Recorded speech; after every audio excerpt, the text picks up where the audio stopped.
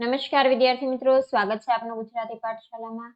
આજે આપણે જોઈએ ધોરણ 6 સંસ્કૃત વિષયમાં પાઠ 5 હસ્તી હસ્તી હસ્તી એનું સ્વ અધ્યયન પોથીનું સોલ્યુશન જોવાના છે.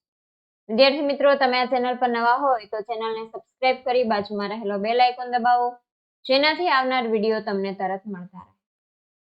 જોઈએ આપણે પ્રશ્ન નંબર 1.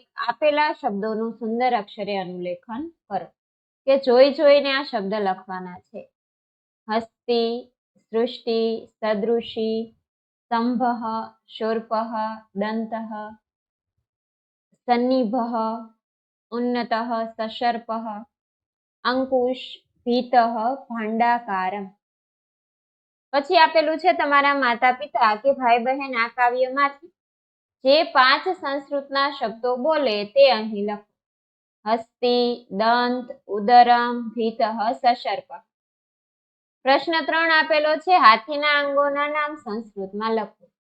દંત, ઉદરમ, પુચ્છમ, નેત્રે, કર્ણો, પાદાહ અને શુંડા.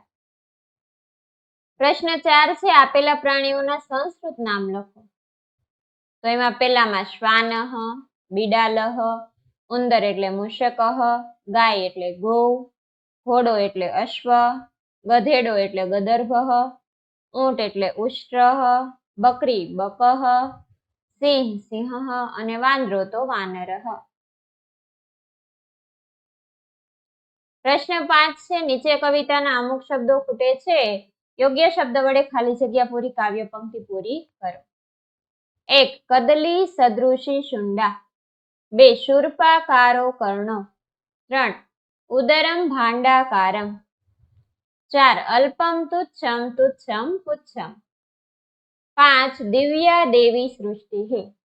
પછી આપેલું છે તમને આવડતા કોઈ પણ 5 પક્ષીઓના નામ લખવાના છે.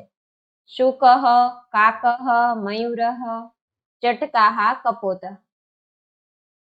પ્રશ્ન 7 તમને મનગમતા પ્રાણીનું ચિત્ર દોરી તેના વિવિધ અંગોના નામ સંસ્કૃતમાં લખો.